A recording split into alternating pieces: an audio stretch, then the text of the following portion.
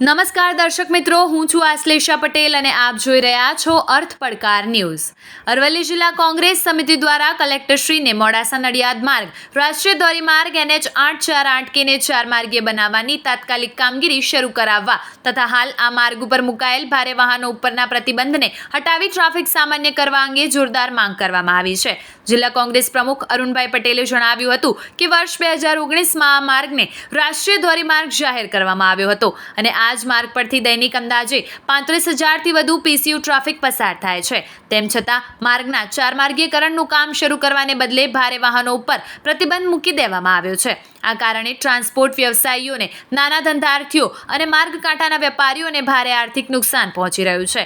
તેમણે વધુમાં જણાવ્યું હતું કે ગુજરાત વિકાસશીલ રાજ્ય હોવા છતાં ટ્રાફિકને સરળ બનાવવા માટે માર્ગ પહોળો કરવાની કામગીરી કરવાને બદલે ભારે વાહનોને રોકવામાં આવે છે, જે શરમજનક બાબત છે। મોડાસા ગોધરા ટોલ રોડને લાભ પહોંચાડવા માટે આ વિલંબ કરવામાં આવી રહ્યો હોય તેવી શંકા પણ વ્યક્ત કરવામાં આવી છે।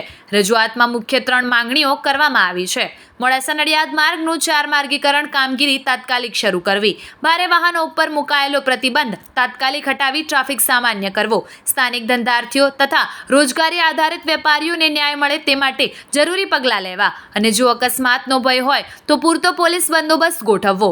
આ માર્ગ અરવલ્લી સહિત અનેક જિલ્લાઓને સીધો ફાયદો કરાવતો મુખ્ય માર્ગ હોવાથી સરકારશ્રી દ્વારા તાત્કાલિક પગલાં ભરવામાં આવે તો કોંગ્રેસ દ્વારા આ વિસ્તારના લોકોની સાથે રહી આંદોલનાત્મક કાર્યક્રમો કરવામાં આવશે। આવેદનપત્ર આપવા જિલ્લા કોંગ્રેસ પ્રમુખ અરુણભાઈ પટેલ, કમલેન્દ્રસિંહ પુવાર, GI ખાલક, અશોકસિંહ ઝાલા, રાહુલ પટેલ, નિશ્ચલ પટેલ, હિંમતસિંહ પરમાર, અંજુબેન, મોયુદ્દીનભાઈ, કરણસિંહ પરમાર સહિતના આગેવાનો ઉપસ્થિત રહ્યા હતા। આવા જ અવનવા સમાચારો માટે જોતા રહો અર્થ પડકાર ન્યૂઝ। રિપોર્ટર યુસુફ કલાલ, પાંચકુવાડા। જોતા રહો અર્થ પડકાર ન્યૂઝ અને અમારી ચેનલને લાઇક, શેર ને સબસ્ક્રાઇબ કરવાનું ભૂલશો નહીં।